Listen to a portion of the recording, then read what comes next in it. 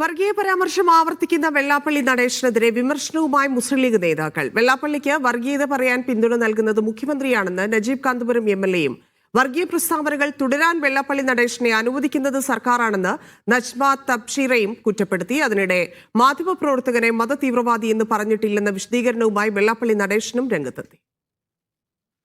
മുസ്ലിം ലീഗിന്റെ സംസ്ഥാന നേതൃത്വം വെള്ളാപ്പള്ളിയെ നേരിട്ട് വിമർശിക്കുന്നില്ലെങ്കിലും ലീഗിന്റെ രണ്ടാം നിര നേതാക്കൾ കൃത്യമായ വിമർശനവുമായി രംഗത്ത് വരുന്ന കാഴ്ചയാണ് ഇന്ന് കണ്ടത്.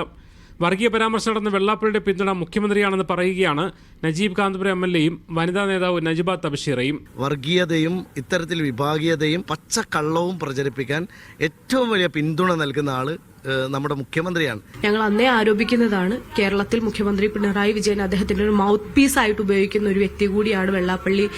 ഇതിനിടെ മാധ്യമപ്രവർത്തനെതിരെ തീവ്രവാദ പരാമർശം വിശദീകരിച്ച് വെള്ളാപ്പള്ളി രംഗത്തെത്തി. തീവ്രമായി സംസാരിക്കുന്നവൻ എന്നാണ് താൻ ഉദ്ദേശിച്ചതെന്ന് വെള്ളാപ്പള്ളി പറയുന്നു. മതതീവ്രവാദി എന്ന് ഞാൻ പറഞ്ഞു.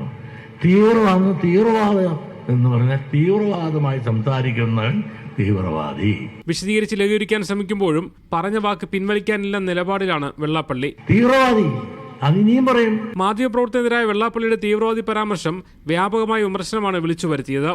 വിവിധ ബ്യൂറോകൾക്കൊപ്പം മീഡിയ 1 കോഴിക്കോട്.